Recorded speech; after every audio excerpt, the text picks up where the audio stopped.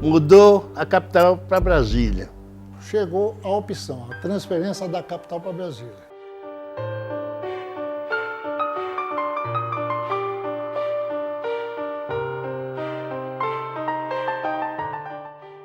Rapaz, tu vai fazer em Brasília o quê, rapaz? Rapaz, lá no lugar de ir, rapaz. Tu é negro? Eu conversei com a minha falecida esposa sobre, ela disse, para onde você foi, eu vou. No Rio de Janeiro, se você continuar, você tinha direito a 2 promoções. O pessoal nosso que ficaram lá foram promovidos 2 vezes. O soldado foi a cabo e a sargento. Você é optante, sim, senhor. Você vai para Brasília. Ô, sim, senhor.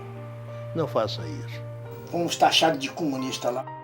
E chegamos no quartel, o Lacerda tinha botado a gente tudo para correr e não queria saber de subversivo dentro dos quartéis dele. Começamos a fazer gestões porque nós tínhamos a convicção de que o nosso destino era Brasília.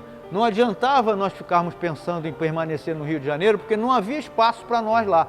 A briga política ainda estava muito forte e com o advento da Revolução Militar, piorou um pouco para nós, porque nós passamos a ser considerados elementos subversivos, comunistas, e tivemos que demonstrar que o nosso objetivo era simplesmente voltar a trabalhar.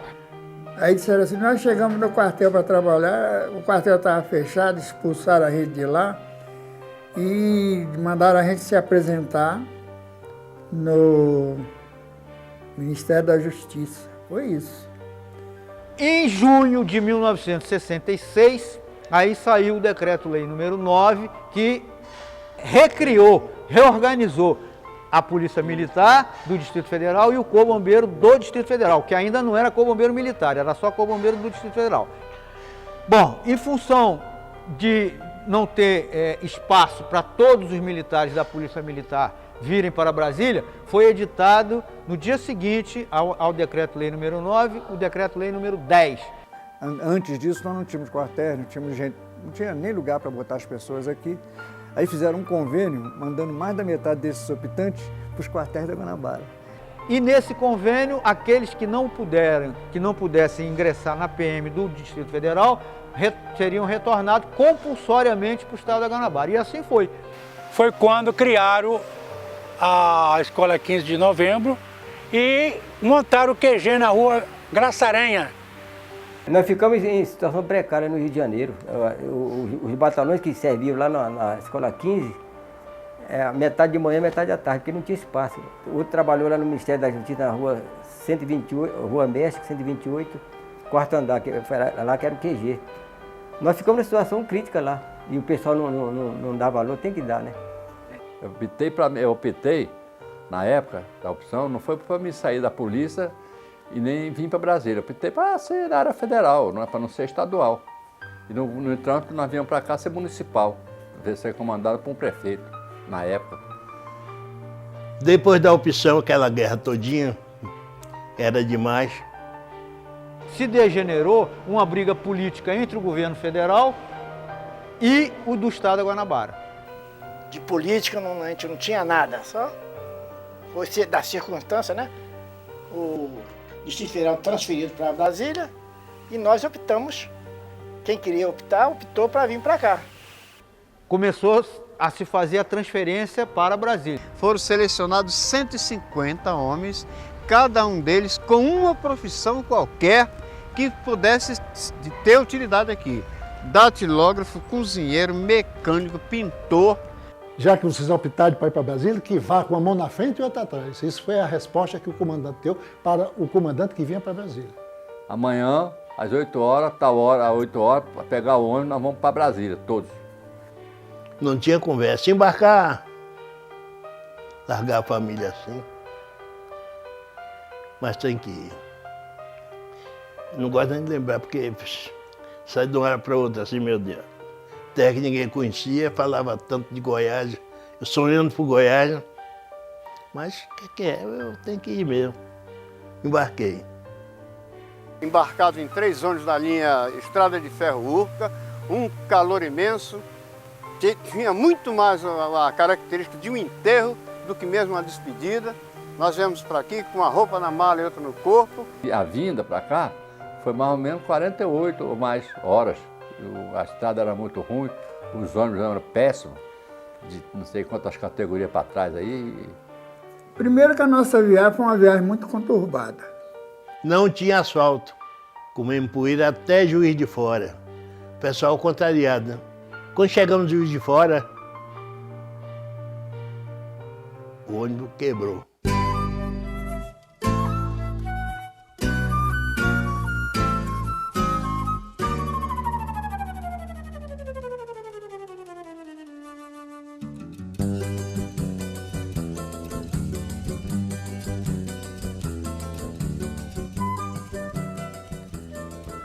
Chegamos na Terra Abençoada.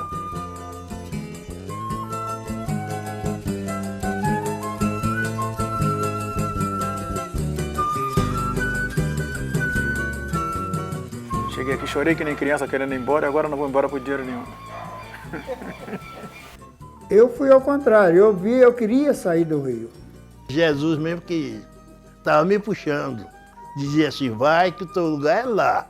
Eu, no Rio, sonhei que estava em Brasília. E sonhei justamente o que aconteceu comigo. E lá nós tínhamos um oficial nosso que já estava aqui trabalhando, que chamava-se Abenante, que Deus tem em bom lugar, já foi, mas foi um dos pioneiros nossos, né, Nike? E ele nos recebeu aqui, ele e o Major Caetano. E nos conduziram até Taguatinga. Esse local antigo INIC é onde é o fórum de Taguatinga hoje. Chega lá mais ou menos às 6 horas da noite, mais ou menos. E pra gente era tudo escuro, a gente não estava vendo nada. Agora no dia seguinte, sim. Estranhamos a situação de clima, inicialmente, o desconforto de não ter um alojamento agradável a gente. Onde é que nós vamos ficar? É aqui.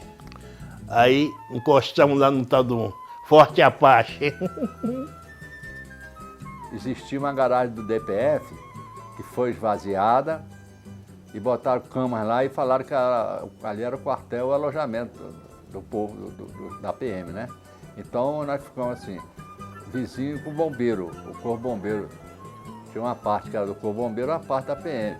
Então, que eles, inclusive, eles vieram a pé. O corpo bombeiro, na época, não sei se vocês sabem, os bombeiros vieram a pé. Nós ainda viemos de ônibus com 48 horas. Nós reclamamos pra caramba que foi difícil. Imagina o pessoal do bombeiro, né, que veio a pé. Foi inaugurado o QG no edifício Antônio Venâncio, sétimo andar, quinto e sétimo andar. Todo mundo animado para conhecer Brasília, muito Planalto, todo mundo queria. Aí embarcamos lá, tudo por ordem. O homem chegou assim, atenção, estou avisando a partir de hoje, não pode sair mais ninguém. Agora vai ter uma visita lá no ML. ML era um barraquinho de madeira, em frente ao 1º batalhão. Barraquinho de madeira. Ali o ML. ML e o Detran. É um barraco. Cartão de visita, um defunto preso, guichado. Ele olhou assim, o pessoal tomou aquele choque. Tá vendo isso aí? Eu mandei chamar para vocês aqui, para avisar, vocês não andar nesse cerrado. Esse aqui foi a cobra que mordeu. Para quê, meu amigo? O quê? Foi a cobra que mordeu. Cobra? É. Que cobra é essa? Tá todo inchado. Falou, não, a cobra é o urutu. Eu vou me embora. Aí pronto. Vou embora. Eu não vou ficar aqui. Depois começou a aparecer os primeiros SUS, que a gente trabalhava de noite. E a gente saía assim pro portão da guarda, assim, passava siriema, às vezes era cobra, né? Cachorro, era cachorro do mato, sei lá, umas coisas assim. Chegamos no Forte Apache. Quando estava servindo a mesa assim, começou aquele negócio.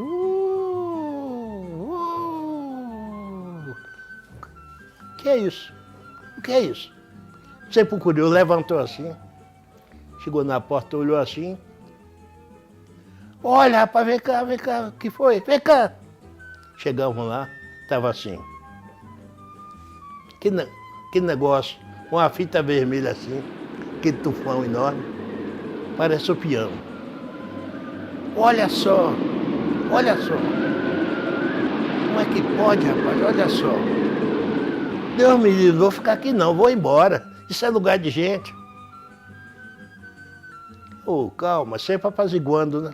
Nós chegamos aqui numa terça-feira, na semana de carnaval. Quando foi no sábado, nós já estávamos de serviço em plena W3, despertando a curiosidade de muitos. O grosso da turma foi dia 3 de abril. Em junho entrou a primeira turma de oficial R2 da PM em Brasília, que é a turma do Coronel Túlio, Vilney, Edson Costa, aquela turma todinha. E pegamos também no início do pessoal da GEB aqui também, né? Os oficiais da GEB, Coronel Sereno, Rezende, e entre outros e outros por aí. E ficamos ali quase um pouco mais de um ano, finalmente quando foi inaugurado o primeiro batalhão e nós passamos finalmente para o primeiro batalhão. Como unidades operacionais, nós tínhamos o primeiro batalhão lá no plano piloto, nós tínhamos o segundo batalhão aqui em Taguatinga, nós tínhamos uma companhia de guardas, a qual eu fui, foi a minha primeira unidade que servi, que era em Sobradinho, era uma companhia de guardas, mas que fazia policiamento em Sobradinho.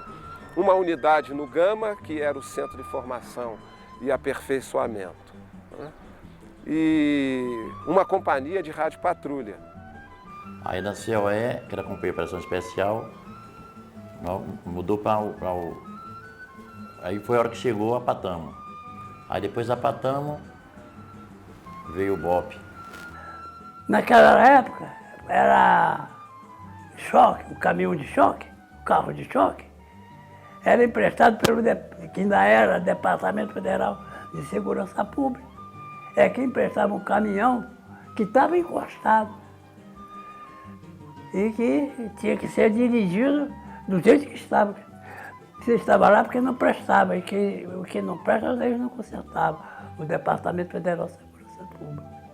Tinham naquela época 6 motocicletas Harley Davidson 63, 6 ou 7. Tinha uma 57 e duas 58. Era aquelas motos mais escuronas, não sei se você lembra. Era com aquelas que a gente fazia as escoltas, né? Era carro emprestado, era jipe emprestado dos órgãos, que a polícia não tinha nada. Era tudo emprestado. Porque era um sacrifício danado. Você trabalhar tendo gente à sua disposição e material é fácil. Agora, se trabalhar sem recurso, tendo quase tudo tem que pedir emprestado. E na nossa época a gente não tinha vergonha de pedir, né? A nossa chefia sempre procurou trabalhar para adquirir o melhor para a corporação, que na época se formava. Até ir se organizando devagarzinho, aí surgiu uma Kombi, surgiu um carro de passeio para o comandante, e os outros comandantes foram assumindo. Quando chegou na vez do Coronel Gay, a polícia melhorou muito, que ele tinha muita influência e pedia, então muitas viaturas. E assim sucessivamente nós chegamos onde estamos.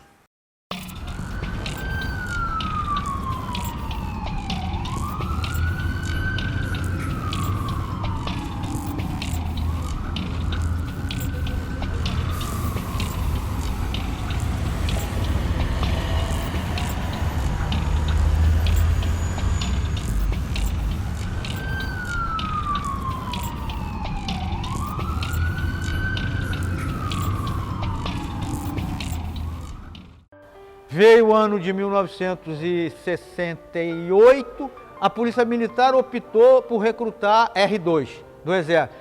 Como a PMDF era superior à GEB, foi dado direito a eles, os que quisessem entrar na corporação, que entrassem. Em 1969, nós perdemos o comando próprio e vieram oficiais do Exército comandar o Corpo Bombeiro. A Polícia Militar nunca teve comando próprio nesse período, sempre foram comandantes do Exército. Eu não tenho assim nada para falar de nenhum comandante que nós éramos comandados, quando nós chegamos em Brasília, eram comandados por oficiais do Exército. O coronel comandante da nossa Polícia Militar era do Exército. Evanildo, Coronel Gay, mas um dos coronéis que marcou presença, que ficou 6 anos com a gente, foi o Coronel Atahalpa. O passado, a escala era 24 por 24, um dia sim, um dia não. Todos nós procurávamos, de certa forma, contornar essa dificuldade, a parte de logística, a parte de conforto. Nós não exigimos conforto, horas de folga, nós não exigimos isso. Então, a época nem se compara com a de hoje. Ganhava muito menos, motorista de ônibus ganhava mais do que um soldado da PM, tanto é que em 75 foi talvez a maior evasão que nós tivemos de baixas na época por causa do salário. 70 e pouco. Foi a maior invasão que teve. A maior parte do pessoal da minha turma deu baixa para ser motorista da Aviação Planeta. Aviação Pioneira em Taguatinga. Outros foram para outros órgãos, foram fazendo concurso, para ir para um órgão onde pagava melhor. Muita gente boa deixou empregão aqui. Na PM de Brasília jorrava a vaga e não tinha candidato. Recrutamos no Sul, recrutamos em Pernambuco, recrutamos em Minas. Quer dizer, tinha vaga e não tinha candidato. Porque ninguém queria ser policial. Policial era tido como um analfabeto, aquele homem truculento, aquela pessoa, né, que era bruto. E hoje a gente já tem uma circunstância bastante diferente, que nossos policiais estão ingressando na corporação com o 3º grau.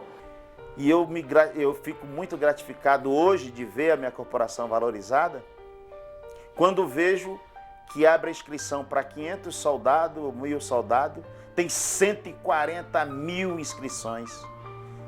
Quase 200 mil inscrições para querer ser, ainda até me arrepio ainda, entendeu? Querendo ser o que eu passei 33 anos e 7 meses fazendo, sendo policial militar. Quando nós chegamos aqui, eu chorava muito, igual criança, entendeu? Porque eu acostumado com praia, né? Samba, né? Eu frequentava a Portela muito, a Mangueira. Aí chega aqui, cadê? Não tem mais nada e Então a minha vida foi igual a de todos, né? Aquela saudade do Rio, né? E tinha uma música que saiu na época, né? Menino do Rio, e a gente ficava com aquela paixão. Chegando aqui, tudo muito espaçoso. Qualquer lugar que você olha de Brasília, você vê o céu como se fosse um guarda-chuva. Uma cidade totalmente diferente. E dava aquela saudade dos parentes, da esposa. Havia a escala de choro dentro do Forte Apache. Todo mundo chorava a saudade dos filhos, da família que tinha ficado. Quando a gente recebia a carta, falava que era a noite do choro.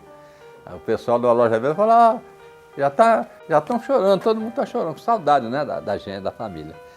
Aí todo mundo lia as cartas, aí uns choravam, outros ficavam tristes e tal, né, acabrunhados. Minha família ficou no Rio de Janeiro, eu fui um privilegiado, que depois de 15 dias eles chegaram aqui, mas tive colegas aqui que passaram 2, 3 anos, todas as férias iam no Rio de Janeiro. E nós tínhamos especificamente um ônibus para nos levar. Levava a turma que entrava de férias, chegava lá, pegava o esquital e assim por diante, o famoso PC. Então, ia uma turma, voltava outra. Então, nessa turma, era uma felicidade a gente encontrar a família, os filhos, né? Fiquei morando no Forte Apache. Logo depois trouxe a minha esposa. Fui o primeiro a conseguir uma casinha da X. Teve uns que sofreram e não ganharam nada, não. Mas eu não senti falta de nada. Que quando eu ia começar a sentir falta, eu fui para a minha família. Então, o que tinha, a fonte luminosa, a banda começou a ensaiar. A única banda que tinha era a nossa, porque a do BGP era quebrada, não sei de onde não tinha, não sei onde não tinha, tudo é bandinha para puxar batalhão, não dava para tocar em praça pública. Então o Capitão Viana, ele ensaiava a banda e aos domingos nós íamos aqui para a Torre da Televisão fazer concerto em praça pública, para retreta, para entreter o pessoal. Então a partir daí com a criação do Estado, do governo do Distrito Federal, nós pudemos gerar a nossa própria legislação, porque antes nós não tínhamos legislação, nós estávamos meio que ao léu. Então veio lei de remuneração, veio estatuto, vieram uma série de regulamentos de uniforme, uma série de leis que nos beneficiaram. E assim a Polícia Militar e o Corpo Bombeiro foram crescendo. A par disso, houve um desenvolvimento da escolaridade e um desenvolvimento intelectual muito grande, porque Brasília favorecia muito a que todos nós pudéssemos fazer curso superior. Nós somos do primeiro curso de cabo e do primeiro curso de sargento. 70 elementos foram para o primeiro curso daqui em 67, em Taguatinga. E daí formamos essa turma que até hoje somos unidos por esse laço, esse entrelaçamento confraternizacional que tivemos e temos até hoje na nossa turma chamada Nata. Então a polícia reestruturou também internamente para poder apresentar o trabalho na rua. Hoje Brasília é um berço de ouro, mas naquela época não tinha nada. 67 só tinha W3, não tinha nada. Policiamento de trânsito, policiamento ostensivo, todo quanto era tipo de policiamento. Um cidadão que fazia qualquer coisa na rua falava: meu filho, você está preso. Ele falou: sim, senhor, o senhor quer que pegue um táxi para levar para a delegacia? Era assim. Ali, os motoristas não sabiam o que era trânsito. O senhor já estava na pista assim, dava o sinal, dava um apito, o cara passava debaixo do braço, o guarda. O que eu posso dizer, quando eu dirigi o trânsito, eu comi foi muita poeira, que a Brasília ainda estava quase em construção, 5 anos apenas de vida. Aí apareceram os primeiros casos de garotos querendo tirar carteira. A primeira carteira de 18 anos que eu assinei foi o filho do presidente da Nova CAP. Só que na época que nós chegamos em Brasília, existia uma conexão da Polícia Civil, da Polícia Militar, bombeiro, tudo, que qualquer um roubo de carro, qualquer um roubo que desse em Brasília era fechado em 5 minutos. A gente olhava todos os passageiros, todas as malas dos passageiros que passavam por lá, todos os carros que passavam, a gente conferia tudo. Rapaz, multei muita gente. Não tinha sinaleiro na W3. O sinaleiro era o policial de trânsito que fechava o trânsito manualmente para as crianças passarem. A gente trabalhava lá, né? Essas faixas que tem hoje, foi o neguinho aqui, ó. O policiamento nosso era especificamente Cosme e Damião, porque nós não tínhamos viaturas ainda suficientes. A polícia fazia tudo, não existia, na época, não existia fiscal de prefeitura para combater camelô. A polícia militar que fazia. Na área onde a gente estava, na quadra onde a gente estava, ele tinha que fiscalizar tudo, tirar camelô, tirar vendedor de churrasquinho, tinha que tirar tudo, não podia. Dali, do Juscelino para cá, foi que a polícia cresceu. A diferença de hoje, a diferença da nossa turma do Rio, que nós viemos de lá para hoje, a diferença é as armas. Que os vagabundos são tudo destemidos, até hoje. Sempre eles foram enfrentar a polícia, sempre. A polícia só é muito boa quando ele está ajudando, mas quando ele está no sentido de repressivo, a polícia nunca é boa, ninguém gosta da polícia. Como estava começando a haver manifestações, reivindicações por parte da população, criou-se a tropa de choque, controle de distúrbio. Houve um movimento grevista e estudantil aqui muito pesado, muito forte. E todos os burocráticos, o serviço ativo, todo mundo foi empenhado nesse trabalho. Então eles faziam passeata na W3, em todo canto aí, se alojavam dentro da faculdade, não queriam sair. E a gente andava lá beirando a universidade, aqueles locais, para ver como é que estava o movimento lá. Porque se a P2 chegasse lá, a maioria era conhecida, eles escorraçavam. E com a gente até que não. Era diferente. E eu sempre ia nessa linha de fogo lá para poder fazer isso. Tivemos também o lamentável episódio do conhecido como Badernaço, em que muitas atrocidades foram feitas naquela área central de Brasília como protesto. E lembramos também que tivemos uma participação bastante efetiva, né, nas medidas de emergência que foram delineadas naquela época. O movimento das diretas já também foi uma coisa que mexeu muito. A promulgação da Constituição Cidadã de 1988, a marcha dos 100 mil sobre Brasília, também foi muito importante esse movimento.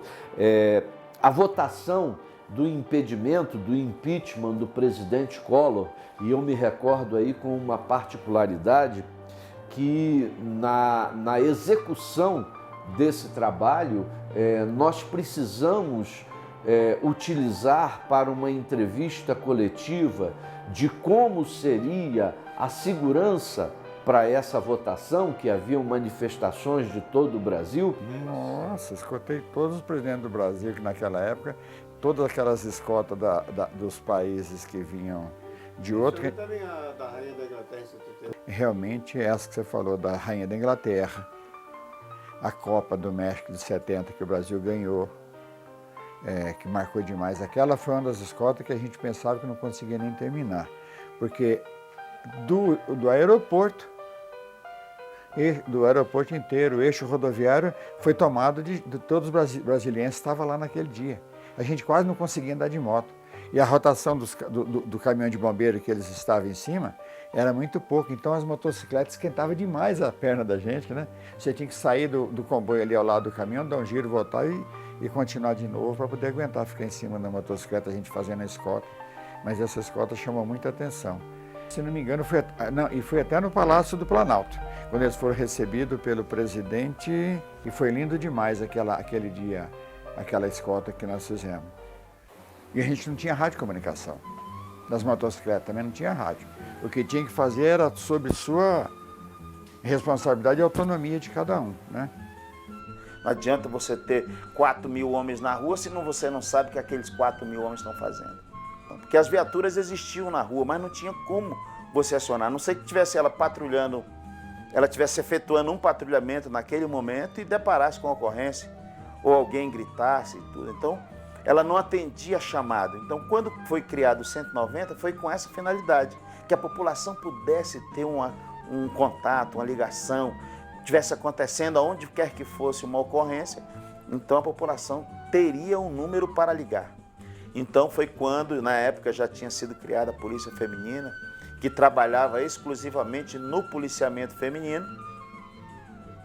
E aí, então, o comandante teve a feliz ideia de falar, não, nós vamos trazer para cá as policiais femininas para trabalharem aqui. Havia neles o sentido de que, bom, nós estamos incorporando mulher, onde nós vamos aplicar essas mulheres? De que forma nós vamos aplicar essas mulheres? Depois que nós fomos para a rua, que nós começamos a trabalhar, aí realmente veio algumas reações. Mas reações próprias de quê? De uma instituição exclusivamente masculina e de uma instituição exclusivamente militar. Porque é uma instituição com 200 anos onde só homens existia. Ou seja, só há 27 anos que existem mulheres. No início a gente era muito cercada, né? Muito, às vezes eu digo até assim, talvez a corporação ainda não sabia o que fazer com a mulher. Hoje nós somos tratados profissionalmente. A diferença de 83 para cá é essa, certo? É de que hoje a gente tem o lugar e o espaço nosso na corporação. Hoje eu vejo moças aqui, policiais, militares femininos, oficiais. Olha, isso para mim é um sonho. Realmente a Polícia Militar, ela está se adequando, ela está obedecendo, obediente à Constituição, à Carta Magna do nosso país e está se aproximando da comunidade. Nós temos uma herança negativa de afastamento, de distanciamento. E hoje nós estamos buscando de todas as formas, dá-se o motivo pelo qual nós estamos com 8 programas de aproximação. Também podemos intitular esses programas de polícia de aproximação.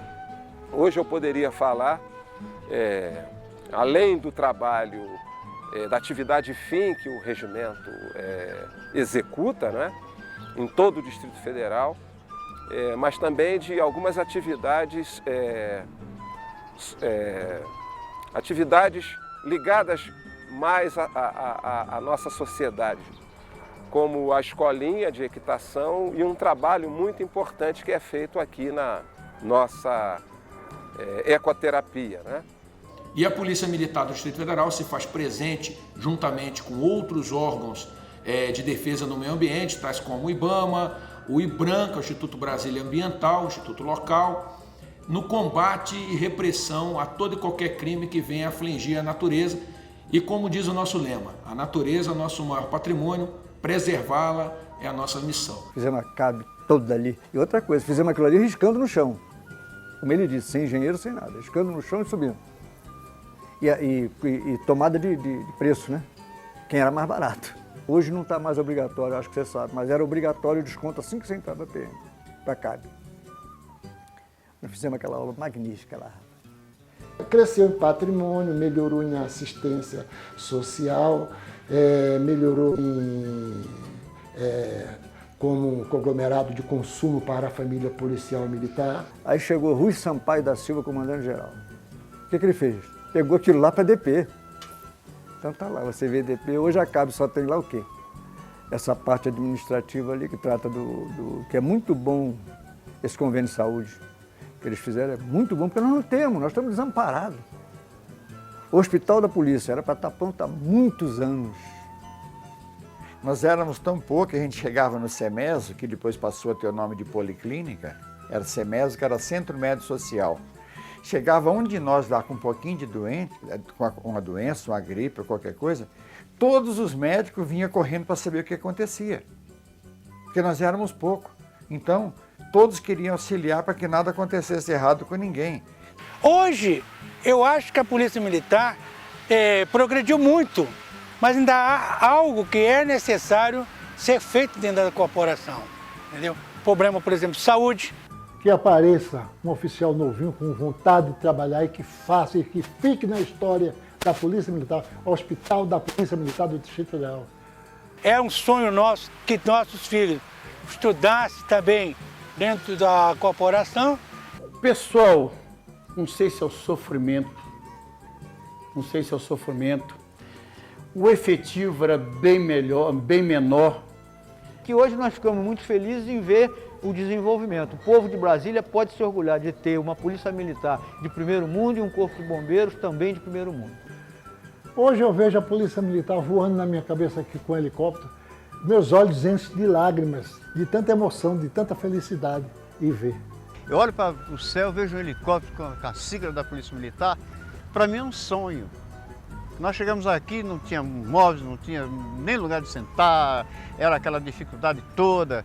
Então eu vejo hoje essa Polícia Militar nesse crescimento, nesse desenvolvimento, e eu posso dizer o seguinte, está de forma odierna com o próprio desenvolvimento da humanidade, vamos dizer assim.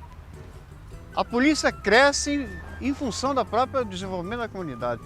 Felicidade para todos nós que deixamos o Rio de Janeiro e viemos. Porque o que nós sofremos, hoje nós estamos sendo compensados com a tranquilidade que ainda temos em Brasília. Aí eu choro. Eu vejo aqueles garotos, hoje coronel Fu,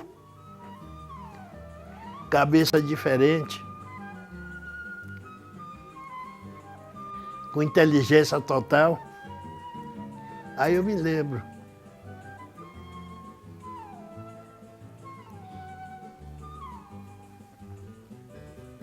Eu concorrer com aquilo. O nosso tratamento hoje é melhor. O tratamento hoje é melhor do que naquela época. O tratamento das viúvas, dos praças, mesmo, tudo é melhor. Tudo certo? Eu tenho orgulho de ter sido. Eu, se fosse começar de novo, eu começaria tudo de novo, como policial. Mas eu gosto. Eu, se fosse novo, eu teria entrado na polícia outra vez. Não tem amor a dinheiro, tem que ter amor à farda. Eu amo a corporação. Então eu peço a Deus que ajude a Polícia Militar, os meus irmãos, Que seja feliz. É só. Eu amo de coração.